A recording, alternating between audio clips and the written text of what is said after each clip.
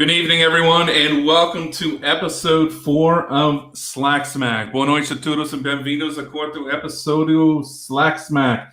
We are so excited to have you with us on this Night of Champions. Before we get to our interviews and for our new viewers, let me describe a little bit about our show. Slack Smack in our family of segments was created by me as I have a real passion of working with Brazil. I've been doing so for about a quarter of my life. Before working with tour operators and travel agencies, bringing them to my home city of Orlando, to different retailers and people there. And as such, I wanted to find a way to give back to this country, which has given me so much, including my wife and child that live with me here in Sao Paulo. Along with my friends Emery and Matt Schultz with Digital Emotion, we developed this show to provide a different side and a different view of Brazil, as well as bringing celebrities, entertainers, star athletes to Brazil from the USA as well. So we kind of provide an outlet for American football players, because I played football for almost 30 years, including the University of Central Florida. And we like to provide an outlet for the athletes as well, for them to have a voice from all over, not just from Brazil, but South America, Europe, and all over the planet as well. So we really have a lot of fun with that with our segments. We have the Players Club, which we started last week with our friend Daniel Clauston, that interviews with different players here in Brazil and all over.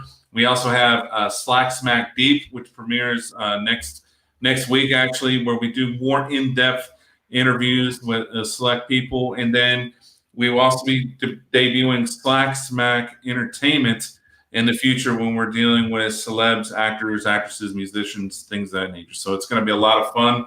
And we're really excited to have you with us tonight, because tonight's really going to be an amazing show.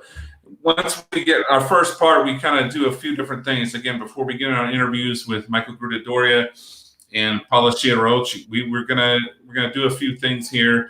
I want to talk a little bit about the NBA. I've got my Orlando Magic shirt I'm rocking here because I think you've probably heard the NBA is going to be starting here in a couple of weeks. They're actually starting to arrive in Orlando. They've been arriving for the last week and a half or so. And I want to kind of talk about, I got some information from Kurt Heelan with NBC Sports and kind of outlined how this thing is working. They're going to do the season in Orlando, where they're going to play 8 regular season games and then go into a playoff format. Now, what they're going to do is when they fly into Orlando, they have an entire handbook that they have to basically sign because of the coronavirus. They're going to be living inside of a bubble, basically, on the property of Disney and using the Disney Wide World of Sports, the different courts, different arenas that are there. So once they arrive, they're going to have this handbook that's going to basically dictate everything that they do. They're going to be staying at the Grand Destino, the Grand Floridian, and the Yacht Club hotels that are on the property, which are amazing. And yes, even the Orlando Magic have to stay in one of those hotels, because once they get in the bubble, there's no getting out. And this is, again, to help prevent the coronavirus from spreading, and from any of the players or staff getting that as well. Each player will be given a Magic Band. And any of you who've been to Disney know about these. It's the same kind of deal. It has the room key on this band. It has anything they need, is including their wallet. So anything they have to pay, they just swipe, and it helps them get in and out of different things while they're there on the property. And that's a lot of fun. They're actually going to also have the ability to wear what's called a proximity alarm that will notify the person that's wearing this if he or she spends more than 5 seconds within 6 feet of another person, which is okay. It's kind of crazy, but that's how strict these things are going to go. All teams and league staff are going to be required to wear these. So they will be required to wear a face mask, except when eating, of course, at a workout or in practice, because you're not going to really be able to do things there. Or if they're swimming or doing something more than 6 feet away from another person, lying out by the pool with nobody around, that kind of nature. All food is going to be cooked by Disney chefs, and they're going to be doing it right there on site. So if they have any special things that they want from the outside, or they want to bring in their own private chefs, which a lot of players like to do, they can do that as well. What is there to do? Well, the hotels have different things. They have lounge areas. They can obviously play NBA 2K. They can play ping pong, but they can't play doubles. And I'm dead serious. They made it a point to say that. They got barbers. They can do manicures, spa services, all kinds of things there. DJ sets. They're going to try and keep them busy. There's pools at the hotels that'll be open only for the players. They can go hiking. They can go biking. There'll be some golf available, no caddies around, so Doc Rivers is going to love that.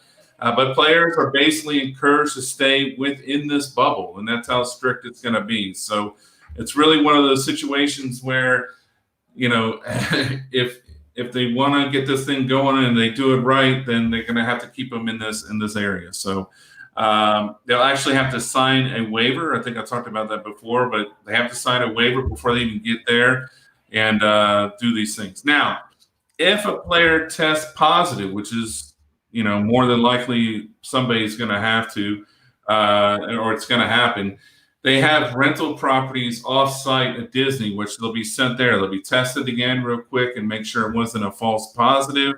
And if it stays that way, then obviously the entire team is going to be tested. And until things, clear up, they're not going to be able to go back with the team. A memo to the team told them that they, in case of the positive test, they're really going to have to play that by ear and see what happens. They'll either have to suspend or cancel some games, depending on that severity. So that's something to watch. Games and practices will be, like I said, all on site there. They're going to practice inside mainly the Visa Center and the arena. These are big facilities. If you've never seen Disney World of Sports, they got everything there. It's really amazing. In fact, my Buccaneers used to do their training camp there. The Atlanta Braves used to do spring practice there. But they have full-fledged facilities. The HB Fieldhouse is going to be the primary game court because it's already broadcast ready. And they have weight rooms and whole training areas all mixed in with these courts. So it's really a good deal. And then there's going to be about 4 hours between each game. So they're going to kind of move these teams in and out. 4 hours is kind of the base time that they'll have to sanitize and clean the game after one team plays, the other team comes on. So it's really going to be unique. They're looking to have about 5 or 7 games per day during the seeding round. So it's really going to be something interesting. So we're really kind of looking forward to what happens with that. At least we're going to be able to play again, and really excited. So starting next week, we're going to start a new segment. It's called Gringologia, which is going to be a lot of fun. We were going to try and get that to you today, but we just had some technical difficulties. So we're going to definitely get that to you next week. And in the future, we're also going to have some fun with some of our guests as well. Basically, American-speaking Portuguese, which my Portuguese is something to laugh at as well. But basically, seeing some fun words and vocabulary and phrases that you don't normally see. It's a lot of fun to see people trying to pronounce it. So it'll be good. All right. So our first guest. Wow. I haven't seen this guy since we played together at UCF. This is going to be a lot of fun. He was born in Fort Lauderdale, Florida. In his younger years, his family moved between Las Vegas and South Jersey and Fort Lauderdale. He attended Tarpon Springs High School, where he began to actually play organized football. He initially accepted a football scholarship from UCF, where he became a 4-year starter and is recognized as the greatest center in school history. In 2004, he was named to the Orlando Sentinels' 25th anniversary University of Central Florida football team and was also inducted into the UCF Athletics Hall of Fame. Groot went on to play in the NFL with the Dallas Cowboys, the St. Louis Rams, and the Arizona Cardinals. He had his best year as a professional player in 1999 when he started all 16 regular season games and the playoffs for one of the best offenses in the history of the NFL en route to their Super Bowl victory against the Tennessee Titans, which is also known as one of the best and most competitive Super Bowls in history. Before we begin, I must thank Groot's wife, Christine. Even though we were teammates at UCF, he's freaking hard to get a hold of.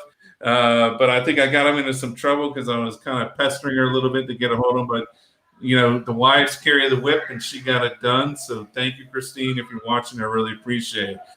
So let's learn a little bit more about Groot. Go ahead and show the video. Heart pounding at the 27-yard line. Warner to throw.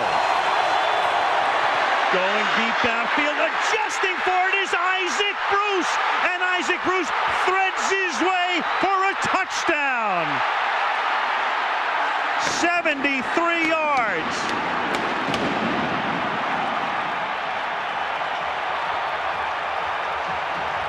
Of pressure, and Isaac Bruce comes up with a huge play over Denard Walker. Gets inside him, goes through the maze. Now that movie continues. Kurt Warner. From the 27-yard line, McNair surveying. There he goes. Rolling. Turns it upfield. Has the first down. Corralled at the 42. Flag down at the end. Face mask. Dre Bly. That'll cost them. 3 receivers set to the right. McNair stepping up. Uh-oh, you got him. We got him. Rolling. Needs help. Stays on his feet somehow. Throws. 11-yard line. It's caught. First down. They saved their timeout. They have it here. They stop the clock. Kevin Dyson made the catch. From the 10.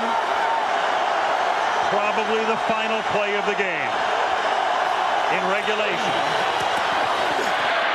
It is caught by Dyson. Can he get in? No, he cannot. Mike Jones made the tackle. And the Rams have won the Super Bowl. Well, 5 planes brought the champs home from Atlanta. The first one arrived just after 11 this morning with a Rams flag outside the cockpit window. A couple dozen people greeted the first plane. On board, Coach Dick Vermeil, players, and their families. They quickly boarded buses and headed to Earth City. And as you can imagine, traffic has been a nightmare all day. Highway 40 was backed up for miles. Metrolink had to add more trains, but still couldn't handle the people. Live in downtown with more on the Super Parade. Diane? Thanks, Dave. The parade was actually 8 blocks long, and people were everywhere. It was unbelievable. The parade started about 45 minutes late, but people stayed, and you should have seen this area. Fans packed the parade route like sardines. And who'd ever thought that the Rams would win the Super Bowl? Thousands upon thousands turned out. Come on, baby! Come on! There were so many people. In order to see, some were forced into trees. A once-in-a-lifetime experience. I love it. And as the Rams made their way through the crowd in round trucks, excited fans poured into the streets to get close to their favorite players. 27 years, nothing ever comes close to this. It's just too awesome. Although the parade was chaotic and wild, Best in the world. the players were having a super time. Great. It's awesome. Having a great time. I'm here to help the Rams celebrate. Go Rams!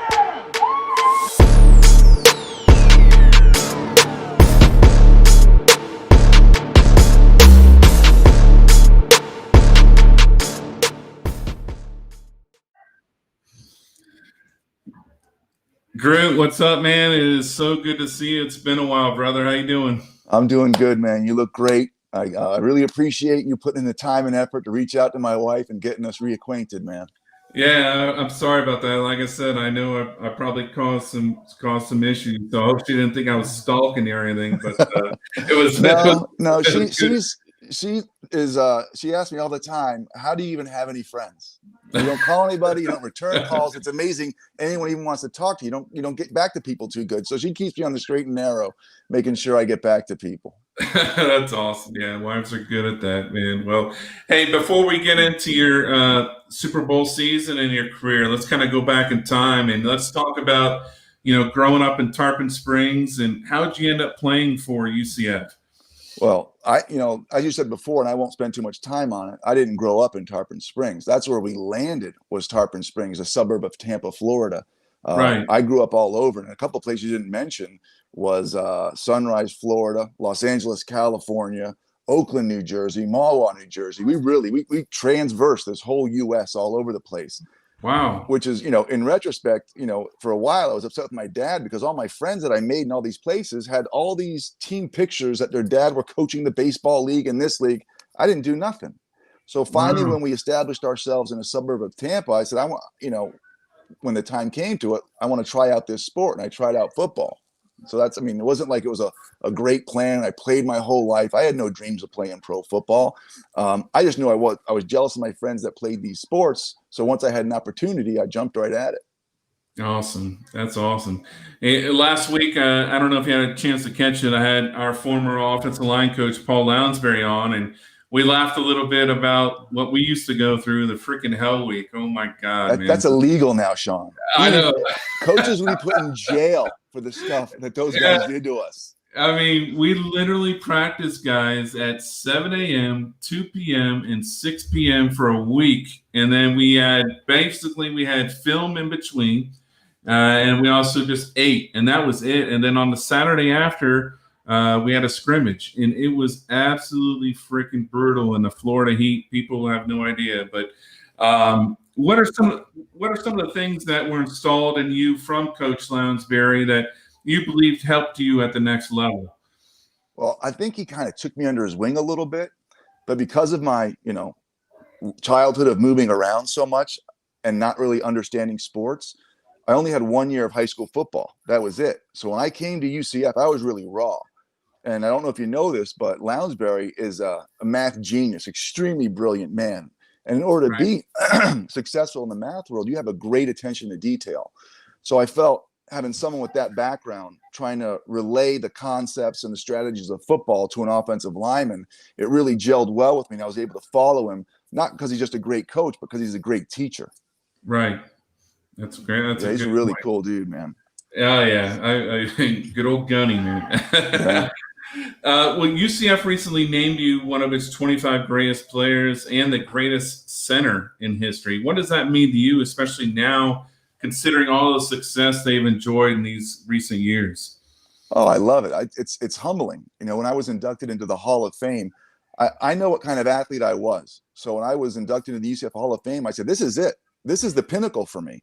There's no NFL Hall of Fame for a guy like me. There was probably 20 guys like me starting in the NFL. There's only very few that are the Orlando Paces, the Kevin Greens of the world, the guys that really excelled at their position. I was good at my position, but when I was inducted in the UCF Hall of Fame, boy, that was an honor, man. And to be named to some of these peripheral teams, the 25th anniversary team, they did another almost like for March Madness, they all players against each other. You got to vote on it. And I made it the top 8 players for votes. And I mean, if I was beat out by Shaquille Griffith, absolutely. I'd vote for Shaquille Griffith over me. Are you kidding me? Talk about a great story.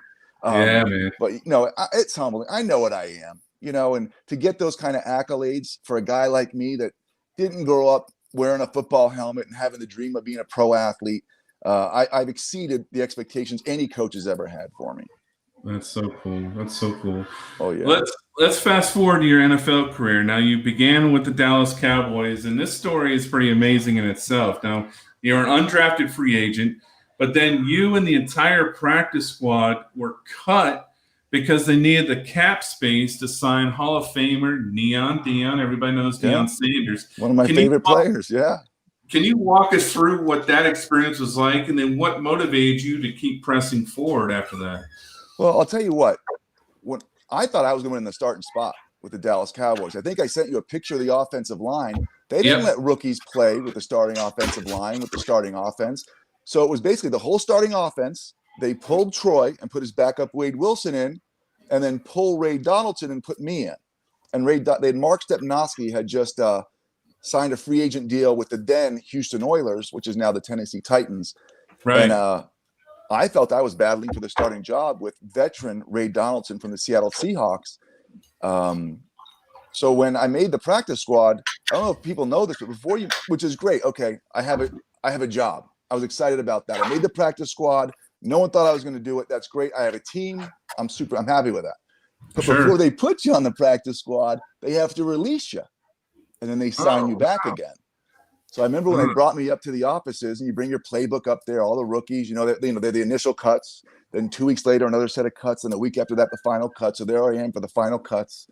And let me give you a backstory to this. And I told Matt that I get long-winded. So if you're going to cut me off, Sean, you cut me off. I will not be offended at all. This is stuff that people, especially down here, don't get exposed to. So the floor is yours, man. Do your thing. Well, this is back in 1995, which when I say it doesn't seem that long ago with my kids, they're like, oh my God, you're super old, Dad. Say it to me too. We're the same age. Yeah. Man. I don't feel like I'm that old. Yes, I see you, Polly. Yeah. No. I see but so they chose a rookie to follow around with cameras all through training camp. And that rookie was me. And this is before reality TV, and they produced a halftime segment for one of the preseason games. And I actually found that after I emailed you everything. I'm like, he's got enough. If you ever want it, I'll let you see it. But it was probably one of the first ever reality TV show things. They followed me around through everything, asking me questions. What do you feel? Can we get this video of you talking to your mom and dad, talking to your girlfriend or fiance, now wife? So I thought, I'm like, listen, they probably don't do this to guys they're going to cut. They see I have the skills here. I'm getting a job. Right. So when I brought my playbook up there, when they, final cuts, I'm going up now. Am I going to have a job or not have a job? I obviously only 53 guys make the active roster. I think there was 85 of us in camp, and now there's 9 guys left. They can keep 2 or 3, and the rest are getting cut. I'm like, I'm making it. And I walk up and I see my name on the board with some other guys that I knew were going to make it. Like, okay, I made this. Great. I'm starting center for the Dallas Cowboys. This is great. I say, Mike, we're going to cut you. I'm like, what? Oh, shit. What? My name's on the board right there, Like, oh, no, that's practice squad. We're going to cut you. I'm like, oh, okay, right on. We got to let you clear waivers and all that. And I cleared waivers, and then, calling my dad, calling my friends, calling Gunny, everyone I knew. Wow, I made it. Can you believe it? Can you believe this story? From 1 year of high school football, from back then a small UCF 1AA, which is now called FCS. I'm going to be starting for the Dallas Cowboys. Yeah, they're putting me on practice squad, but I'm going to be starting. Right. 3 weeks later, Kevin Smith busts his ankle, defensive back. Deion Sanders is holding out with the San Francisco 49ers. That's right. They call all of us back up to the office. Oh, we got to let you all go, man. We do not have the salary cap room to keep everybody. We'll try to bring you back as we can. Stay in town. And for the first 2 weeks I did. I'm like, okay, yeah, I believe you. I'll stay in town right on. Nothing's happening. Watching the games. I don't work for them. I'm not going into work. I'm staying in my hotel. Right. Paying for my own food now. Wait. I'm like, you know what? Maybe I'll go back to Tampa. And then you call me, I'll come back from Tampa. 1 week, 2 weeks. Then I started getting a little animosity. I'm like, you sons of bees. What is this? Right. Because I was, in my mind, I was fighting for the starting job, not for a practice squad position. Yeah. Anyway, I was very upset when they went on to win a Super Bowl that year. Yeah. And they never signed me. They never brought me back. So like a week after the Super Bowl, we want you. We reached out to you a couple times, which they did throughout the season. Not to bring me back, just to make sure I'm working out. Could be this week. Always bringing you along. Right. But Don Deke Pollard, you remember Deke Pollard? Defensive line coach. Deke Pollard. Yeah, that voice like he never smoked a cigarette before in his life. Deke Pollard. Yeah. He was coaching D-line for the St. Louis Rams, actually for the Los Angeles Rams at that time, but before they moved to St. Louis and back to L.A. Oh, that's right. And he got in touch with me. He said, Mike, what are you weighing? I said, Deke, I've been working out this whole time. I was weighing 270 when I checked in with Dallas. Now I'm at 295 because I was really hitting it hard, working out, eating. And he brought me into St. Louis. And I started when I showed up, I beat out the starter. And it was hard because these guys are a good group of guys. St. Louis wasn't a good team, but it was a good group of guys. Right. This guy comes in, they never heard of, automatically displaces the center. Center loses his job, but he's better than the left guard. So the left guard loses his job, and the left guard and the right guard are best friends. So everybody effing hates the new dude, But at that point, I don't want to tell you what my personal motto was. I'll tell you, it was FEMA. F them all. And I know it doesn't really make sense. That's awesome. But that was it. I didn't care. You're not my friend. I'm here for the money. I'm going to beat somebody's ass. I'm going to take the money. And that's going to make me a great football player. I'm not selfish. I'm selfish because I'm going to succeed. But in my selfishness, we're all going to move together. And that kind of attitude let me get an 8-year career. Well, 7-year accredited, but 8 years in the NFL. Wow, that's amazing. Well, and that kind of brings me, the next question, because, injuries played a big part and hampered some of your career, and yet you still managed to return to the field. What kind of injuries were you dealing with, and why do you think, or do they affect you still today? Injuries are synonymous with the game. There is no football. If you cannot manage your body and manage injuries, I'm sure this is same in all sports, just the levels of the injuries and type of injuries you have to deal with. Sure. But the one thing I tell to the kids, and I coach high school football, is on the day one, assess your body right now. Close your eyes. How good does your body feel? And remember it, because this is the last day this year your body's going to feel as good as it does today. Wow, and if you don't manage yourself, it might feel a little bit, real bad, but not quite as good if you manage it really well. But if you don't manage it, you don't take care of your body, you're not going to survive in this sport, period. So some of the injuries like I had to deal with, your show's not long enough, Sean. It's really not long enough. So I'm going to give you the major ones that are worthy of talking about. Right. So what some of your fans probably have seen the show North Dallas 40 with what guys do to play. Yeah, it's all that. Toradol shots before the game. There's a line of guys with their pants down, getting Toradol shots in their butt just at halftime to go back out there. Plastic cups on your lockers with pills with water next to it, to dull the pain and this and that. And I'm not bitching about it. There's prescriptions for all of it.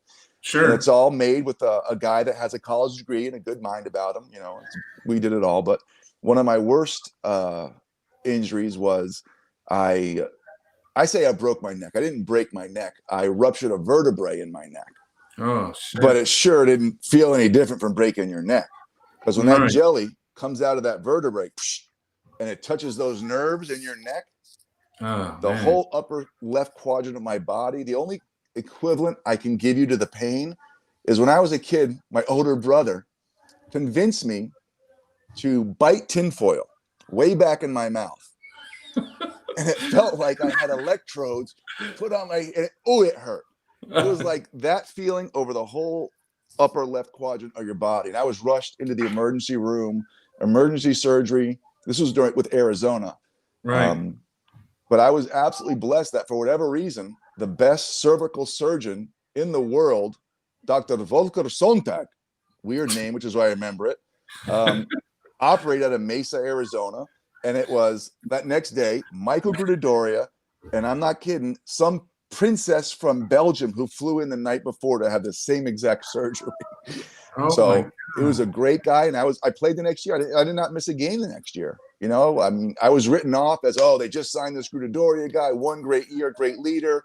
Now he breaks his neck. We got to find a new center. And I think that kind of writing off my ability and my mental fortitude and work ethic is what drove me to keep competing in the rehab room, in the water, and in the weight room, and just to bring myself back to where I compete again. And it wasn't just a year process that went through the whole preseason, during the season, and after the season. But in order to play that next season, that was my motivation, was being written off. Wow, that's amazing. Yeah, I have a herniated disc and one that's torn, and I haven't slept on a bed in 6 years, man. So, and that's just in my lower back. So I can't even imagine with your neck. Sean, that's gonna be nuts. I come from a big Italian family, and if we add my big Italian family and my wife's big Italian family with all the females in it, I've had 3 times more epidurals than all of them put together. Holy crap. A lot of babies in this, a lot of women, a lot of kids, a lot of grandkids. More epidurals than all of them. And that's not even fun to watch, man. Let me tell you. The good thing now is they put you out. I used to be awake for these damn things. Where you lean over, you hold the pillow, and maybe he hits the bone, and you scream and fly off the table. Maybe he gets it right. But now, thank God, they put me to sleep. Well, 1999, in all respects, was your dream Super Bowl season. Now, you started at center all 16 games for one of the greatest offenses in the history of the NFL. Dick Vermeil was your head coach. Mike Martz was your offensive coordinator. take us back to the opening of training camp that year. And did you kind of feel this year was going to be something special when you were there? You could see it when Steve Ortmeyer, who was the GM in 95, 96, and 97, he was putting together a good group of guys. He really was. And the off season prior to the Super Bowl season, he hired a lot of great coaches, a lot of older coaches. And I remember walking out of the locker room into the weight room, and he's still a close friend today, Jim Hanifin, who is, you ask anyone in the U.S. football world, they know who Jim Hanifin is. He was a former head coach of the then St. Louis Cardinals, coach for the Cleveland Browns and many pro teams, coached the Super Bowl champion Washington Redskins and that hog offensive line. Wow. Didn't care. Smoking, no smoking, smoking in the weight room, had the same voice as Deke Pollard.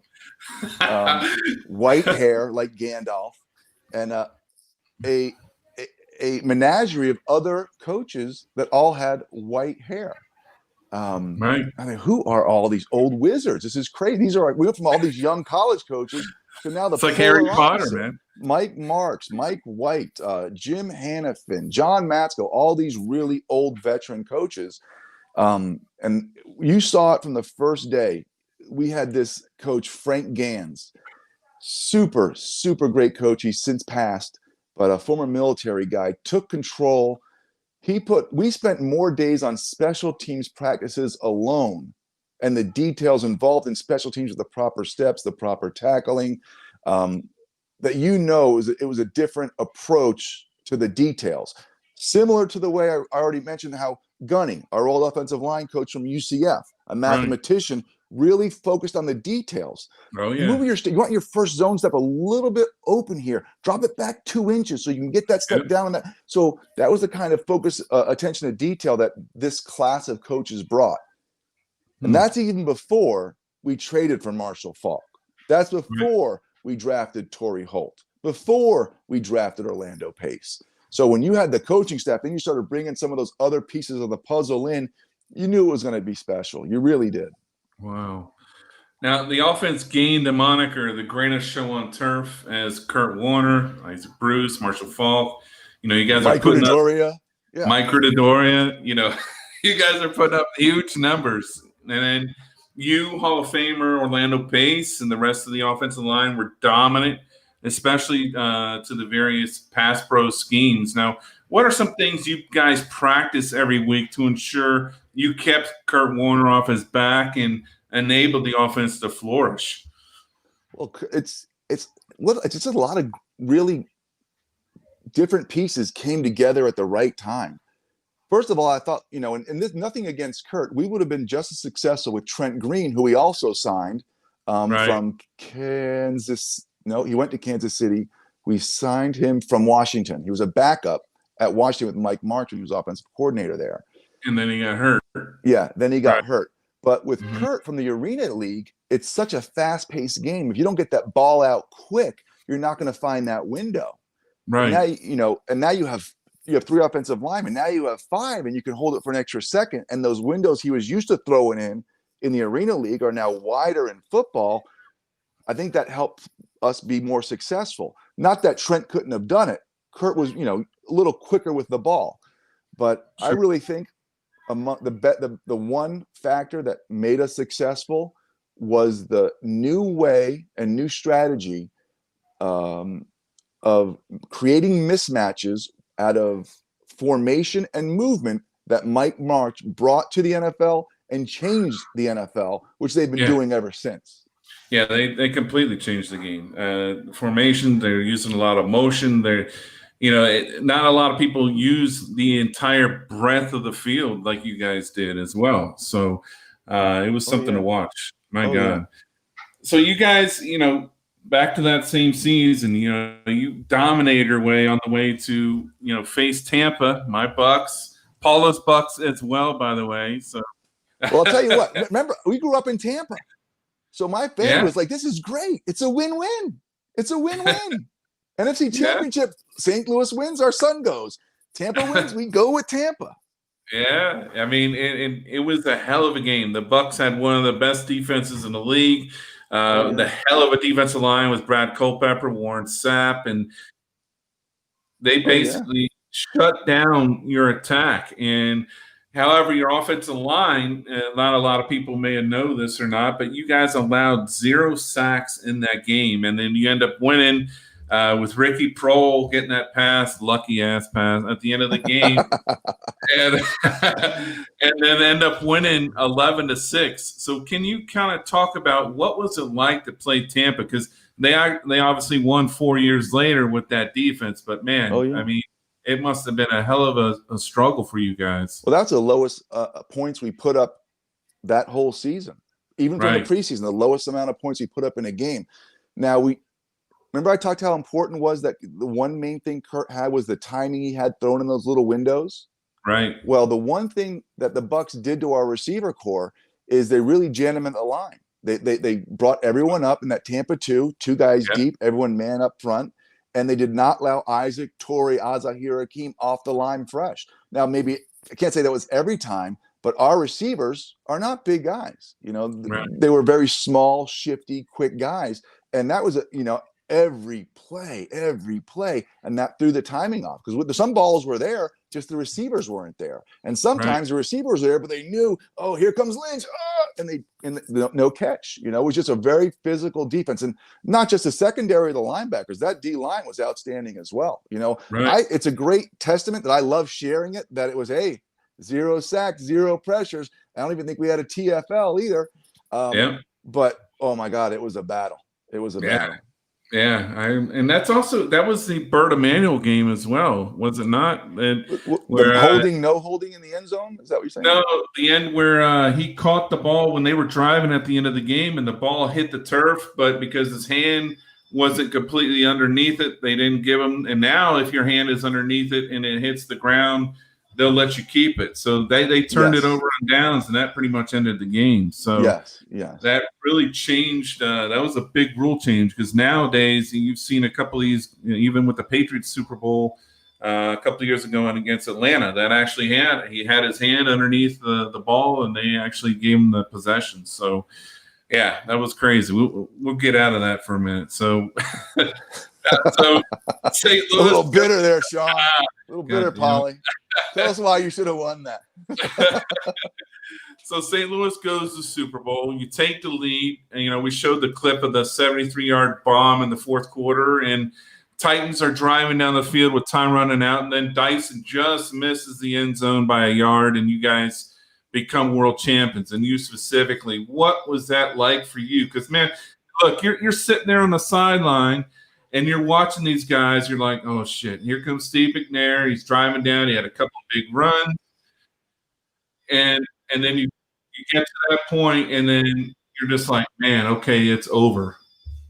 What was that like? I don't think we said it was over. No, we had faith in our defense. I will say this.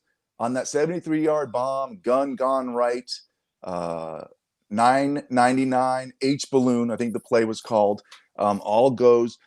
We didn't expect to score on the first play. I know Isaac was confident he was going to be open, but scoring was, obviously you try to score on every play, but you don't expect it. So my hands are up, running. Yeah, Super Bowl. Wait. Oh, shoot. Looking up at the thing. Oh, there's like 2 minutes left. Oh, no. That's a lot of time. Right. So, and our defense was tired, because I can only relate that Super Bowl game to one other game. The first time I ever took the field at Cowboy Stadium as a rookie. Your heart never stops. You're so excited looking around. It's like, wow, I can't believe I'm here. Oh my God. Can't believe I'm here. You never settle down. And that was for everybody on both sides in that Super Bowl game. Yeah. So, when Mike Jones made that tackle and we were still unsure, tackle, no tackle, can't see. And I believe we were only sure when you heard that boom, boom, boom, boom, boom, when those cannons blow off and the confetti starts coming down and it starts tickling your body and you start hugging your boys. And that was a great feeling. I hold it near and dear to my heart, not just winning the Super Bowl, but that myself and I think 6 other guys were brought to the Super Bowl with Coach Ramil that were there before he took over. So here's a Wow. team of 53 active roster guys and some practice squad guys. He came in, weeded out the guys he didn't think were good, and Mike Gruttadauria, Kevin Carter, DeMarco Farr, some of the Ernie Jones, these guys were left. I was one of those guys. That's amazing, man. And just a real quick note on Dick Vermeil. Now, look, here's a guy who got to the Super Bowl with the Eagles, and now he's on this long journey back. And, you hear about the stories, how he's an emotional guy. What was he like in the locker room after the win? Absolutely no different. Extremely emotional. You know what I love about Donald Trump? Oh, my God. Can't believe I said that. I'm looking. I have the news on right over there. I have the news on right over there. You can't see it. Sorry. And he came on. I peeked up. Sorry about 2020 MAGA. You know what's up. No, not even. You got another hour. Let's talk politics. What I love about Coach Vermeil is he's not afraid to be emotional. And that's what he brought to me as a man and a father and a coach, is that I'm not afraid to tell my players and my staff that I love them. I go around, let you know, hey, I appreciate you're here and I love you. And that's, he wears his heart in his sleeve. And don't define yourself as a man or the lack of a man by how much emotion you show. Don't be afraid to tell someone you love them. Wow, that's so awesome. Now you went on to finish your career with Arizona, which you mentioned a little bit earlier. What is life like now, though, after you finished playing there? And what are you doing now? What's life like after football for Michael Gruttadauria? Well, I was fortunate enough for a while to be on the radio and do Conference USA games where UCF used to be in that conference. But the traveling was too much. It really was. I loved it. I loved the football. I was mentored by Mark Daniels, and I did call Coach Vermeil for some mentorship because he was in broadcasting as well. And I loved it. I loved being able to ABC. That's right. Oh yeah. It was a great experience, but that booth is so small. The traveling is so long. My knees were getting bad. I was getting a lot of pain. So I went into coaching. I was coaching at IMG, and there was a lot of Brazil soccer teams and tennis players coming into IMG. A lot of football, American football is very popular all over the globe. And I'd be able to coach teams from Japan on one day, Brazil the next, and Canada the next. Wow. It was a great experience, but it's my body couldn't take it anymore. I had to start getting some of these surgeries. I got my knee replaced. I got a hip replacement. I'm 3 weeks out of getting my shoulder cuff surgery. I have screws in my shoulder. You're the bionic man. Oh yeah, but and keep in mind, I'm not bitching about any of these. No, I earned everything I have. I have a degree. The reward outweighed the risk. Absolutely, I love it. I'm not bitching. Just nature of the beast. No, so that's now not. I chill. That's it. I relax and I enjoy Florida. Now, as you mentioned, American football fans here in Brazil are very passionate about the game, and they love it. And this is a big moment to see an NFL Super Bowl champion. Is there any way you got your ring near you somewhere where we can get a look at that baby? You know what? I thought you were going to ask that, so I did. I brought it out. Oh yeah, I'll put it on. What was cool about this when it came out? Obviously, it's cool because I earned it. Oh. But the Rams was the only team that was owned by a female owner, Georgia Frontieri. So she wanted to one up all the boys, so she put the most diamonds ever in a Super Bowl ring with the biggest and the cleanest and the best quality diamonds in the ring. That's so cool, man. Congratulations. And then, of course, every coach after that said, wait a minute, I think I could do one better. So prior to this ring, they weren't nearly as big and didn't have as many diamonds. Now, obviously, they're extremely gaudy. Right. That's so cool, man. Thanks, Sean. I appreciate it, man. Now, there are over 200 men's full pad teams here. There's dozens of women's and flag teams. We're getting ready to hear from Paula, who's actually a team president for one of the teams here, and she's getting ready to play in the Women's Pro League, which is going to kick off in 2021. What are some of the things that you would advise to players, because you're coaching now as well, to do training-wise here, who have dreams of someday wearing one of those rings? Take it seriously. Make your long-term goal, win a championship, but then make small, achievable goals to reach that ultimate goal. Because if you don't create an action plan to reach every goal, then that whole thing is just a dream anyway. And Right. dogs dream on the ground and kick their leg. Create action plans and achievable goals, and you get anything you want done. And then what's in those action plans? I already mentioned it once, body maintenance. You cannot be in a full contact sport if you don't take care of that body. That's like having a race car team and just, oh, go race. I'm going to put it in the garage. No, we'll race next week. Just leave it in there. No, you got to maintain that machine. That's your body. Eat right, exercise, sleep. All these things are important. It blew my mind, Sean, when I went to the NFL, because I took it so serious. Guys would go out party. I'm like, are you kidding me? You're drinking and coming to practice the next day? Yeah. I mean, first of all, God bless you for being able to do it. I'm not going to risk it. I want this job. But I looked at it as an oxymoron. How can you put that poison in your body and then come out and then try to perform at the highest level? Can't be done. So either you're going to do it or don't do it. There's no in between. Yeah, you can't get a little bit pregnant. You know, yeah. I mean, it's either or. It looks like you're close, though.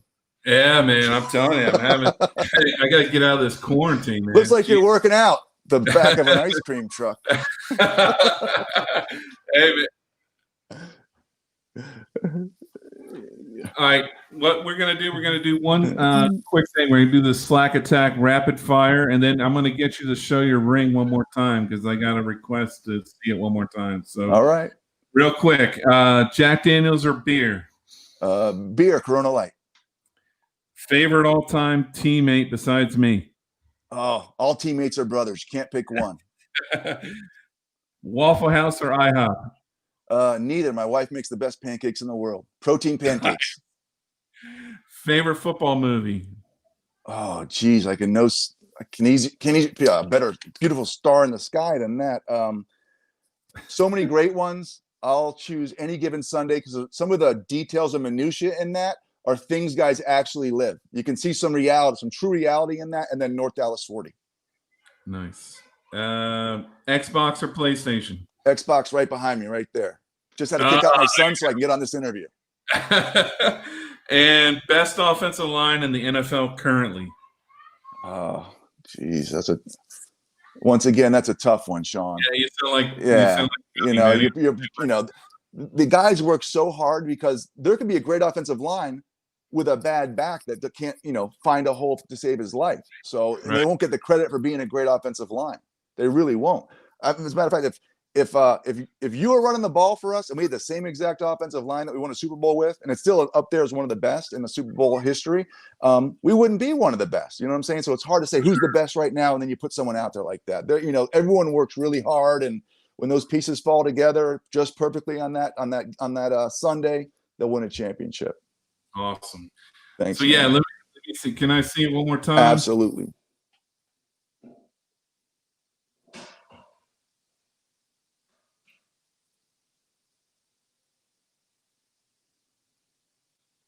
Again, please thank your wife for me, and man, I can't tell you how much we appreciate having you on. It's been I could talk to you for hours, man. The stories, I'm sure. Absolutely, even man. going back to rookie night at UCF, I wish I could have got into that some, but man, it's really been a pleasure, and we really hope to maybe in the future catch up again when football season kicks off. And but I'll do you one better. Last vacation, I took the family on safari in Zimbabwe. Next vacation, we'll come to Brazil. We'll hang out in Sao Paulo with you guys. Yeah, maybe do a football camp.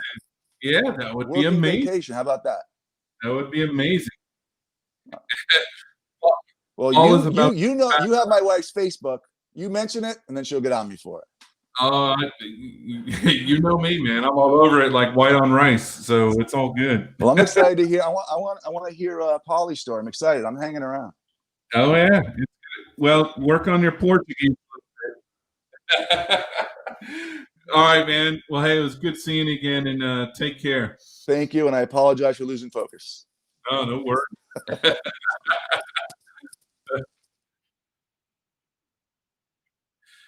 Man, I can't tell you.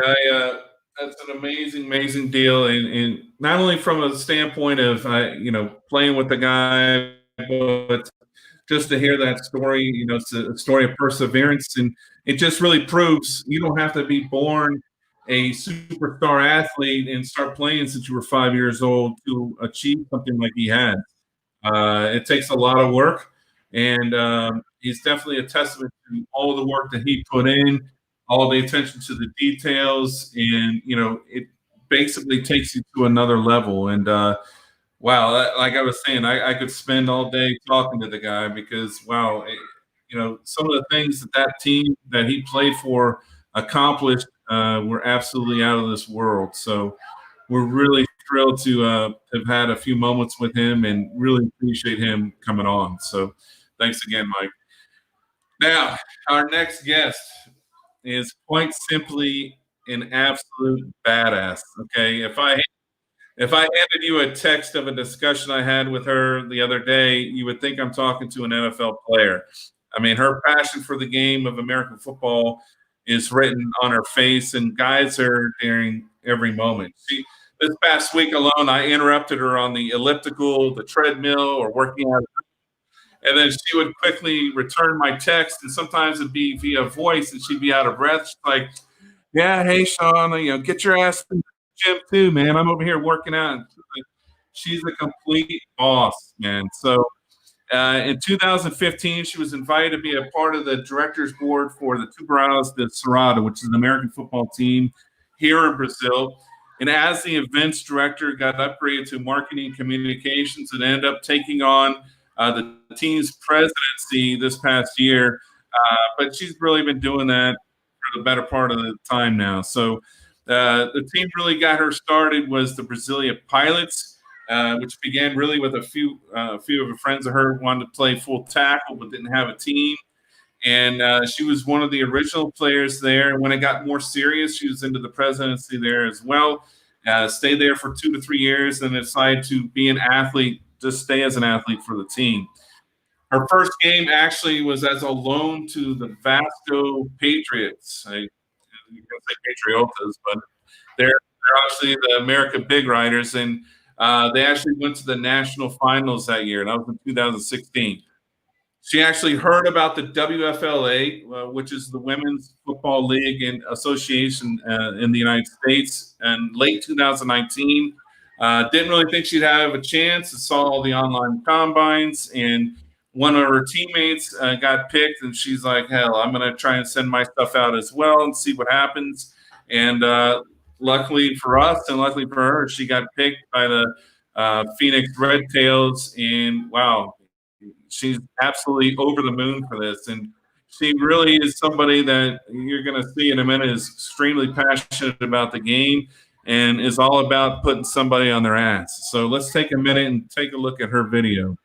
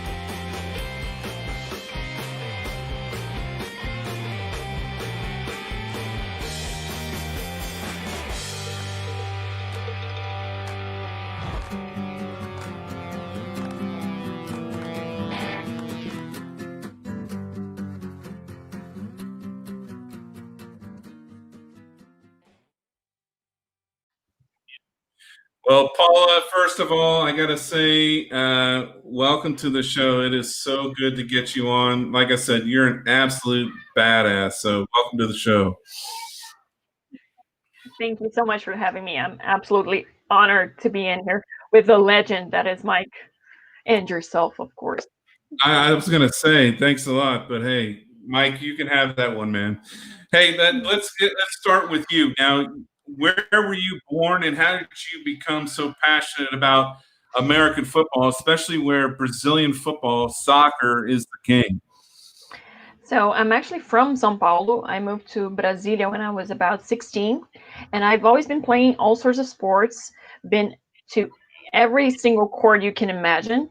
And when I got to Brasilia, a lot of my friends actually played for male teams. And I always wanted to because it was a sport I've never encountered. I only watched it. And I got involved with it. And once I finally got the chance to actually play it with the pilots, I didn't hesitate. I just jumped at the chance and went for it. And I fell in love because it's an unapologetic sport. As Mike said before, you have to take care of yourself, your body, your mind, and your soul to get through it and to actually do it right. And there's room for every person that wants to, like, if they put the work in. It doesn't matter if you're tall, if you're short, if you're fat, if you're skinny, you got a job for we got a job for you to do, and let's do it. It's amazing, and that's what made me fall in love with it.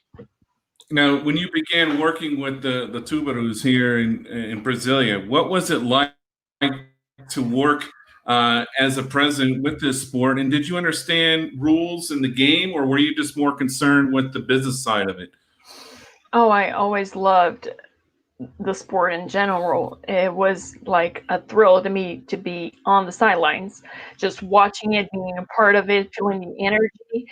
And once I started, I was actually nervous because it is a very male dominated sport. And I Sure. was very concerned about being respected, if the guys would respect my orders, how would that dynamic go. But as it progressed, they started to see how I do things, how I behave, how I carry myself. They started trusting me, seeing the results, and then our relationship evolved until they made me their president. Now I'm their president, and I'm loving it. Oh, that's so cool.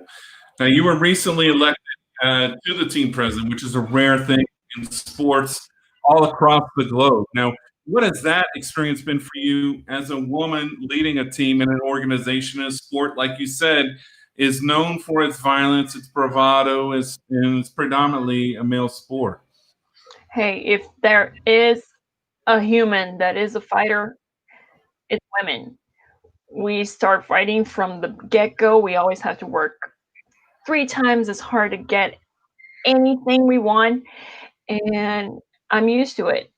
As I said, I practiced sports my entire life, so I got that sport mindset, like being yelled at coach is being like some tough love has always been in my life, even with my mama, God bless her soul.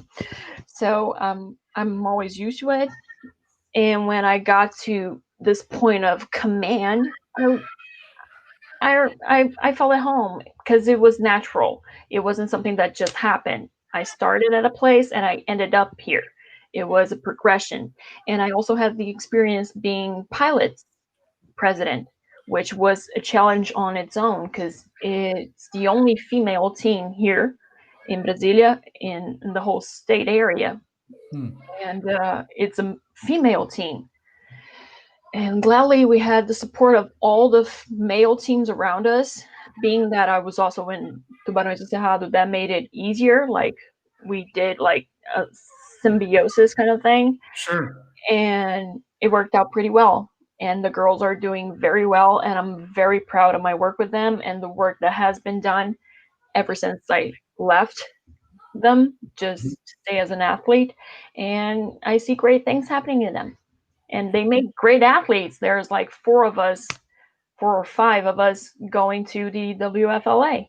That's amazing. That's amazing. You know, over the last 20 years, speaking of great athletes, women athletes have grown in popularity and have started to erase the stigma of the weaker sex. In the USA, for example, the USA women's soccer team has been dominant, recently winning another World Cup title last year. And after their victory, the women took the U.S. Soccer Federation actually to court demanding equal pay. As a woman in professional sports now, do you feel their argument is correct? Yes, because women do get paid, at least here in Brazil, like 30% less than males for the same work. Mm-hmm. And what is beautiful about the WFLA is that one of their models is equal pay for equal play. If you're playing the same sport, if you're doing the same job, you're getting the same money, like in due proportion, because it's not the NFL yet. Right. But sure. The work that's been put into it, it's been so serious, it's so well done, it's so well thought out. The people involved are so like committed to it, and they're doing it like quietly and doing it right and not trying to rush anything so that can really thrive.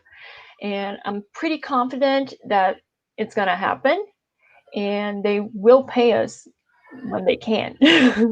That's amazing. Now, as we talked about, soccer, here in Brazil is the king. It's the religion. However, women's soccer, even though they're extremely good with Marta, Cristiani, I know a lot of those players, has not really done that well with the fans here. Now, what is the current state of women's American football here in Brazil, besides your team, but as a whole? And what, in your opinion, needs to happen for it to grow? There isn't a separation between what the female football has to do. It's mostly the sport on its own. People have the directors, the boards, the teams have to like behave themselves more professionally. They have to take themselves as serious as they want to be taken and put work in.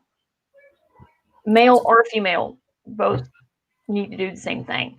And the football community here in Brazil, although Brazil is the third biggest world consumer of American football in the world, just closed and small community. So all the teams kind of support each other. They make it grow. So it's kind of mumbled together. It's not separate. Yeah, in fact, I've talked to a couple of times. I'm an actual coach here as well, and I think you hit the nail on the head. Even though it is a tight community, as well as I do, there's a lot more these teams could be doing. And unfortunately, this year got stopped with the coronavirus, and things, pretty much got put on hold until next year. So, hopefully they're going to realize that they can kind of regroup and really kind of take the next step. I think American football here on all sides, whether it be male, female, flag football, which eventually is probably going to be in the Olympics. I think people as a whole really need to take it more seriously. There are teams that, like I said, I just interviewed Igor the other day, the president of Timbo Rex, and that's an example of a team that really takes things seriously. They're building their own stadium. They're investing in programs for kids and different cultures to really grow the game from the bottom up. I know Gallo's got a program doing that. The Spectres, your team is doing some amazing things as well. So I think the other smaller teams, because there's over 200 teams here, really kind of need to take that focus and it'll really help grow the game here in the future. You're exactly right. Now, you played, like you said, with the Brasilia Pilots. What position did you play, and what was that experience like for you playing American football here? So I was always a very kind of aggressive player. So I went straight to defense. So that's my calling. That's what I like to do. I like to hear that pop, that pop. And I went straight to defense. I played as a D-line. I played tackle, but mostly defensive end. I played Mike linebacker, middle linebacker. Sure. And the eventual tight end when absolutely needed, because I got the skill set for it. Awesome. But not my favorite thing. My first season, I was actually put in the O-line. That's why I had to wear a the 73. I'm doing okay. the 93 now, but I had to do the 73 because I needed to be on the O line too. That's when I popped my ACL. Fun times. Nice. Being offense, defense, all around. No knee. Well, 5 speaking, positions, 1 knee. yeah, that's not fun. I think everybody who's played for a while has had that experience, unfortunately. But speaking of tight ends, now you're a fellow Buccaneer fan. How do you feel about Mr. Gronkowski coming down south to Tampa Bay?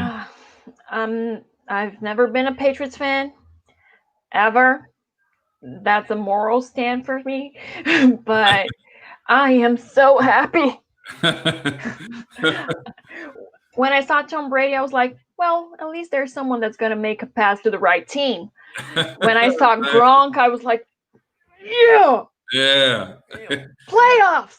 Yeah, let's do this. Finally, 13 years later. My God, it's been too long. But we're excited. You were recently chosen to play, as we talked about, with the Phoenix Red Tails of the new WFLA, and the league plays begins. They're going to begin with 32 teams. Now, I know that you're in the process of the franchise purchases and so on and so forth, but you're slated to begin in 2021. How were you chosen to play, and what was it like for you when you found out? So the process, as I said, I heard about it, didn't think I would ever stand a chance, and I cannot believe I'm going to say this. Thanks for COVID, because that made it possible for the teams to do online combines, which meant that you could send your info, send your videos, send your footage, and they would look into that. And if they were interested, they would reach out to you. You would have a meeting with the teams, meeting with the team owners, the GMs, and things like that. So once I saw that a girl from my team actually got picked, I was like, yo, I'm trying. I already got the no. I have to try to get my yes. I need to get in on this one way or the other. I was ready to sign up to be a water girl or whatever. I just wanted to be a part of it. And I sent it out. I heard back from a few teams. I went to about 5 different meetings. And with the Red Tails, it was just different. The dynamic was different. The way they talked, the way they behaved, the way they said, hey, this is what we got. This is what we're doing. We want you. Are you in on this? Let's do this. We want you. We like your footage. We like who you are. It was just so different than what I saw. It was like there was a connection, and my heart was sold. And now I'm living in Arizona and melting in the heat of the desert. Yeah, the dry heat of the desert. Now, I know I've played out there, but I'm sure it beats the humidity in Orlando. But it gets hot, no doubt. But you'll do fine. Brasilia gets hot as hell too. So yeah, it's also very dry. It's just not as hot. But hey, we'll get used to it. I don't mind. Now, concerning women's American football, besides the size of the actual ball, now I've heard that the women's league balls are a little bit smaller. Are there any major differences between it and the men's game today, as far as any rules or anything that's really different? Actually, this is the only thing that's different because of like our hand sizes. Other than that, it's exactly the same. We're playing NCAA rules. Okay. It's just the same. No changes at all. Wow, very cool.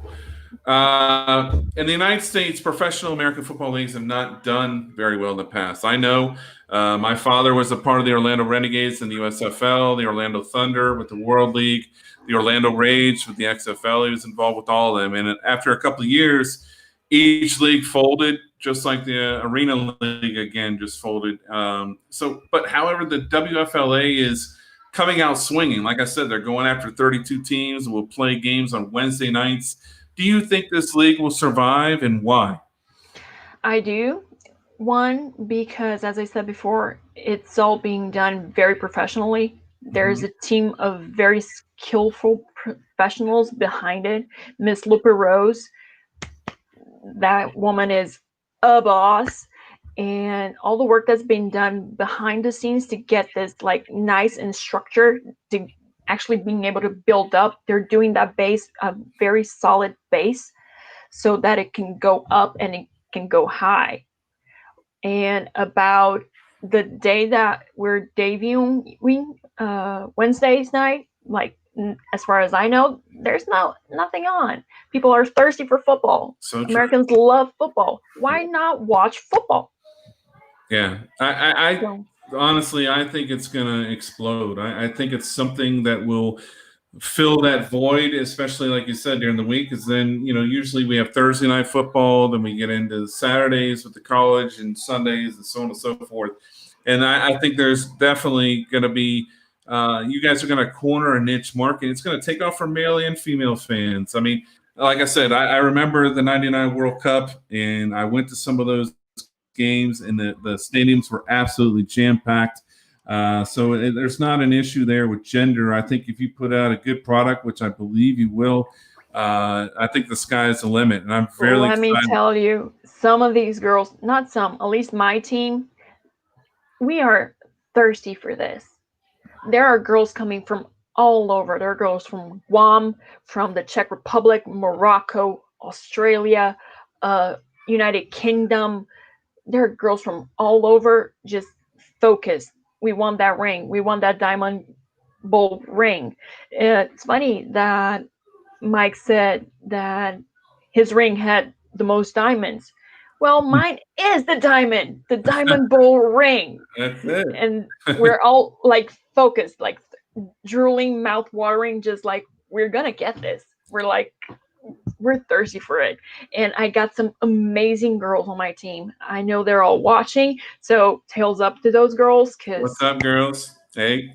They are amazing. They are rock stars, and I'm so confident, and I can't wait to step on that field with them. I just want to see what it can do. No, and you can feel the passion. And I think you hit on something as well. The global appeal that's going to happen. You're bringing in players from all over the world, and it's not just in the United States where most of the players are coming from a college or a university. You guys are pulling people from all over the place, which again I think is going to really help build your fan base and really give it a chance to succeed. I'm tremendously excited and hope that we get to spend some more time with other players and people with your league, because we definitely want to promote this and help you guys out over the next 24 months or so until you guys kick off. It's really gonna be something special. Now, for you, it's been a hell of an exciting time. Now you're the team president, like we talked about with Tubarus. You had a great season last year. You should have a great year next year. You're about to embark on playing pro ball in 2021. What are some of your immediate goals for the next 24 months? Well, for the next 24 months, I just want to clean house for the Tubarões, leave it all squeaky clean, get it running nice and easy, and focus on my body, focus on my technique, practice, because we can't be on the field together yet, but we can do the work separately. Sure. We got a technical crew that's going to send out drills and stuff for us to do. So we got to go and do that. We got to get that mindset now so that we do get to the training camp. We just go. Get on it. Go time. It's not practice time. It's not training camp. It's go time. Let's do this. Your training camp opens when? March of 2021. 2021. Okay. And we start playing May 1st. May 1st is the start of the season. Awesome. Yeah. All right, so now I got you cornered for a few minutes with the Slack Smack rapid fire section. We're going to hit you for a few questions real quick, and we're going to take a quick look at some of your tattoos, and I'm going to let you go, I swear. So let's go with cups of coffee per day. I take one very large cup of coffee when I wake up. Black coffee, no sugar, no one wants that. And then I'm good to go because I have a very high anxiety and I need to sleep. So if I drink too much coffee, I don't get to sleep. Yeah, especially Brazilian coffee is strong as hell down here. Let me tell you. Like us. That's it. Favorite NFL team? Tampa Bay Buccaneers. You know it. Go ahead, Bucks. Hey, you see that, man? I got one of the only people here that's got a Brady Bucks jersey in the house in Brazil. So Yeah, I got mixed feelings on that one. here we go. Watermelon or pineapple? Pineapple. Favorite Netflix series? I love like reality shows, but I'm stuck between RuPaul's Drag Race and Rick and Morty. Gotcha. Well, that's one of the tattoos we're gonna see. I hope.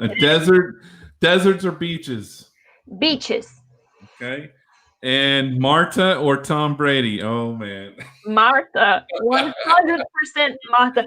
But like, first of all, one of my favorite things to do while watching the NFL was trash talk Brady. So that took away from me a little bit.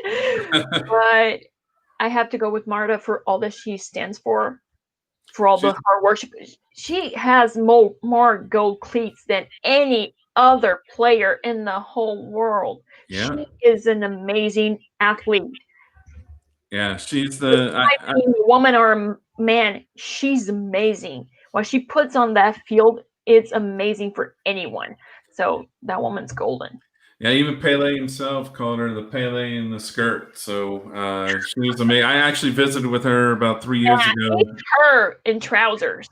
Yeah, she's amazing. All right, so before I let you go, I gotta let you, because you're a big nerd like me. You gotta show these guys. First, I gotta see the lightsaber tattoo. Come on, don't be shy. It's on my finger. This one. Yep. It's purple for Mace Windu, the Rebel. Very cool. And the Lord of the Rings, because we gotta honor our boy who passed away today as well. Bilbo. This is the one. It's not the ring inscription. It's actually the second line to Strider's riddle. Not all those who wander are lost. Nice. See, that's so cool. I am such a big dork, but having a woman who usually my wife always gives me crap about it, so I'm definitely going to show her this video and be like, "See, I'm not the only one." So that's awesome. Not alone. Us dorks gonna stick together. Exactly. And hey, one more thing. Você quer falar uma coisa para pessoas assistir agora em português para eles? Galera, meninas que estão me assistindo agora, eu nunca imaginei que eu pudesse jogar futebol americano profissionalmente. Eu acredito que nenhuma de vocês deve ter esperado que isso fosse acontecer. Mas está acontecendo. É possível. Coloquem trabalho, treinem, prestem atenção nos seus drills, prestem atenção no que os seus coaches falam para vocês e vão atrás. Vai atrás que rola. Ótimo. Então, wow, Paula, it's been a pleasure, especially this week. It's been a lot of fun catching up with you. I wish you the best of luck, and we will definitely try and catch up with you again sometime right before the season and see how your progress is going as you guys prepare. And really excited for you and for the league and for your teammates watching, and really wish you nothing but the best and appreciate you coming on. Thank you so much for having me. I felt really honored. I couldn't believe this would ever happen in my lifetime.